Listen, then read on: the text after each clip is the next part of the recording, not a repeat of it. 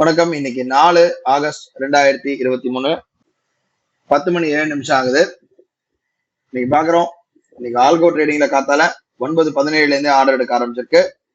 முதல்ல put option எடுத்திருக்கு, stop loss hit ஆயிருக்கு. கால் ஆப்ஷன் எடுத்திருக்கு, ஸ்டாப் லாஸ் ஹிட் ஆயிருக்கு. ரெண்டாவது தடவை ஹைபிரிட்ல 2, 3, 5, 8, 12, 18 வந்திருக்கு. 18வது இது வரும்போது நமக்கு ஆட்டோமேட்டிக்கா டார்கெட் அச்சீவ் ஆயிடுச்சு. மேக்சிமம் ப்ராஃபிட்டும் ரீச் ஆயிருக்கு. இப்ப நம்ம டெர்மினல் பார்க்கலாம்.